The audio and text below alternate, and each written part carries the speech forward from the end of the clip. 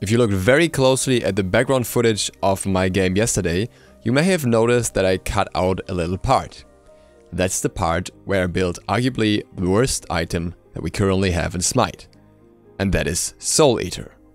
Soul Eater used to once be one of the strongest items out there. It went through various iterations, with being core on hunters for quite a while and then kinda drifting off throughout the different changes until it eventually reached its current state. Its current state is just straight up garbage. And it isn't just me saying that, Harris Ajax has pretty much implied it.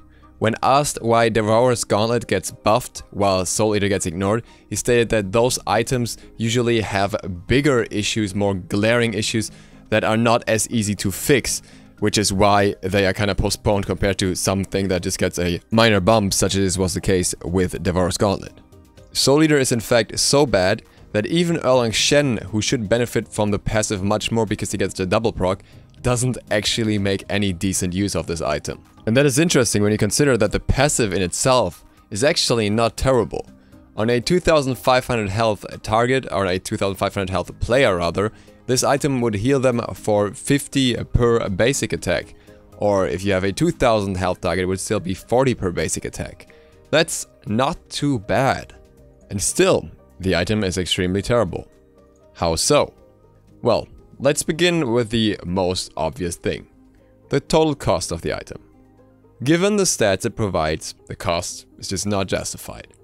It is just too expensive for something that isn't really valued highly. And that already brings us to the next thing. The stats themselves, obviously tied to the price. What does Soul Eater really offer you? 20% physical lifesteal. Not too bad. 200 mana. Alright, I guess. 20% crowd control reduction. Also okay. So why is this so bad? Let's look where other lifesteal items stand in comparison. Devourer's Gauntlet, fully stacked, gives you 65 power and also 24% lifesteal.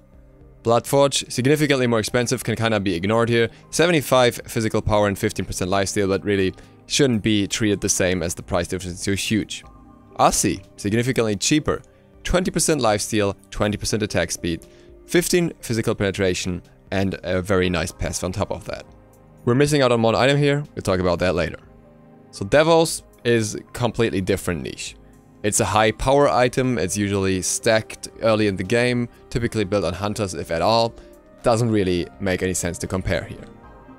Bloodforge is too expensive, leaves us with Asi when we're looking at direct, similar lifesteal items.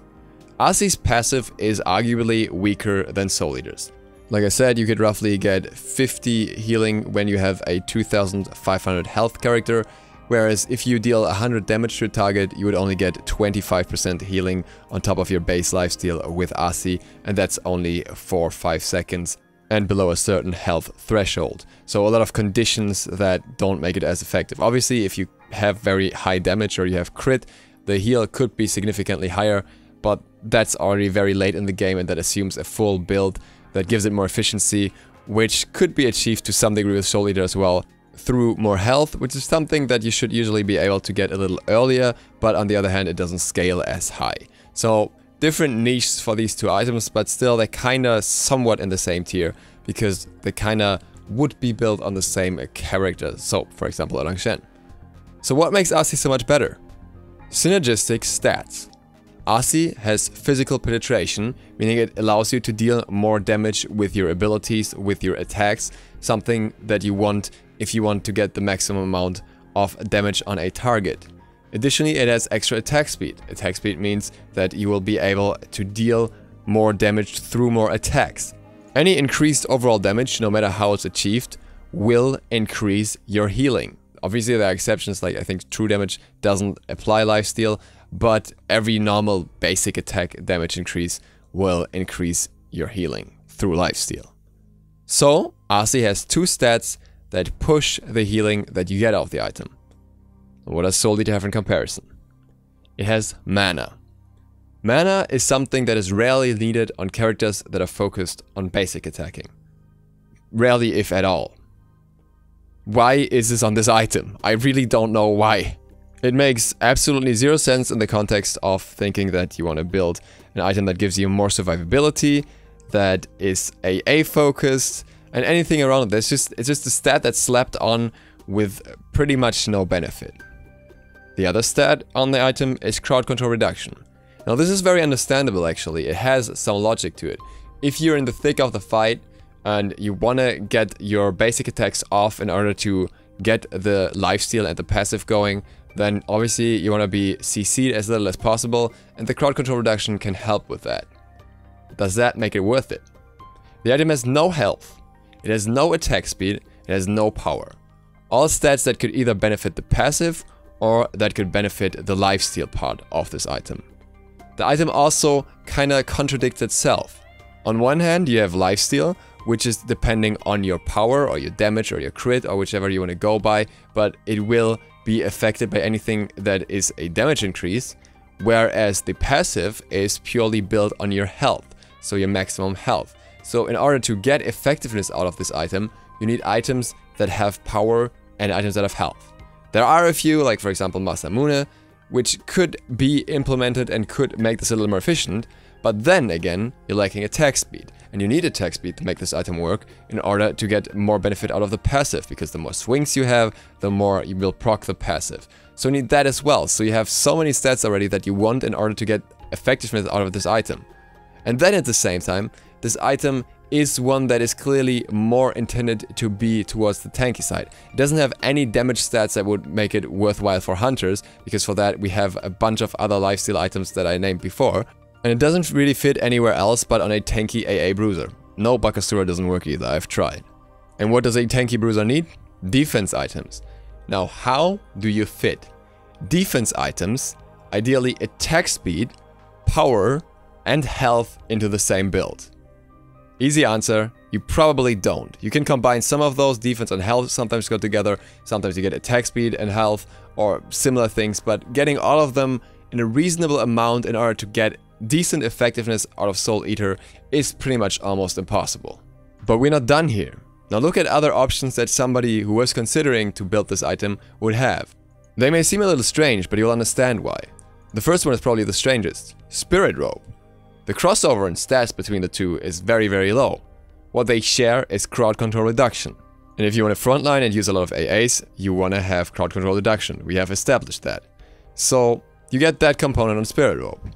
In addition to that, you get physical and magical protection, some extra cooldown reduction, which is not that beneficial on AA characters to be honest, but can still be nice. And you get extra damage mitigation. Now why do I think this is somewhat comparable? With Soul Eater, you're trying to heal up in a fight and sustain through the fight. With Spirit Robe, you will most likely not take most of that damage in the first place, and you have no need to heal it up, and the damage that you will mitigate over what you would heal with Soul Eater will be so much more in so many situations. When you engage, you're most likely to be hit by crowd control, because usually it happens early in the fight that you're gonna get stopped in your tracks. That's when you will take most damage, because you're stopped in your tracks. And you will have less damage taken through Spirit Robe, and you will have less damage taken to the passive, through the protections, and through the fact that obviously you still have crowd control reduction. And you're also able to engage a little more often through cooldown reduction. So what's left of Soul Eater that would be beneficial for Soul Eater over this? 200 mana. Congratulations, that's great. Okay, Spirit Robe's too expensive, right? It's 300 more, so totally not worth the trade. Just kidding, but whatever.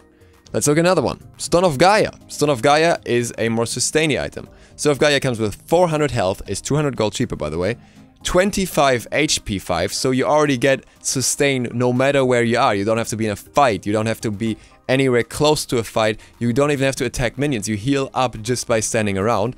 You get extra MP5, which easily compensate for the 200 extra mana. And you also get a passive that will allow you to get healed if you get CC'd, which is nice. It's no longer CC immunity, but it's still very good. And you get 2% of your max health every 5 seconds. Now, obviously, if you have a lot of hits with Soul Eater, you may get a lot more in a very short time frame, especially with Erlang Shen. But overall, the healing that you will get throughout a match from Stone of Gaea will pretty much always be significantly higher, especially in combination with the HP 5, that allows you also to back up in a fight, sustain up, and go back in. The healing from Stone of Gaea is pretty crazy when you look at it. Whereas with Soul Eater, you're kind of required to stay in the middle of the fight, which for most situations is not ideal because many fights are engage-disengage. And then, last but not least, we have Soul Eater if it was done right, aka Witchblade. Witchblade costs 2050 gold, so you save 150 up front, which is already really nice. It has 15% lifesteal, so 5% less, oh, who really cares? It has 100 extra health, so a little bit of tankiness there. Obviously, if you hit a lot of hits with Soul Eater, it might heal for more, but here the stats are at least synergistic.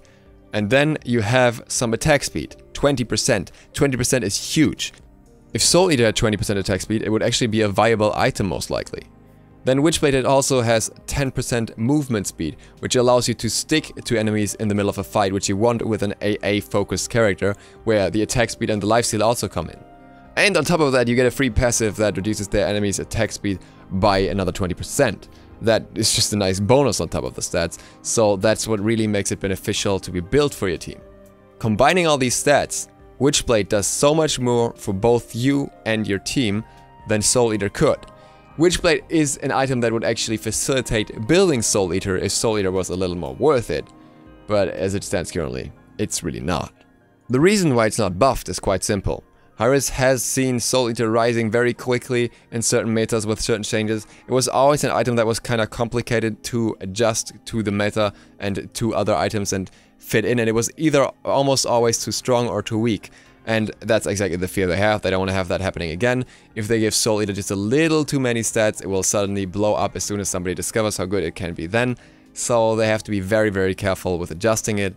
But in its current place, it's just terrible. With that, thank you guys for watching. I hope you don't build Soul Eater in your game. See you for the next one tomorrow. If you're not subscribed yet, feel free to click the sub button and maybe the bell. It really helps me out. ZiSotto, out.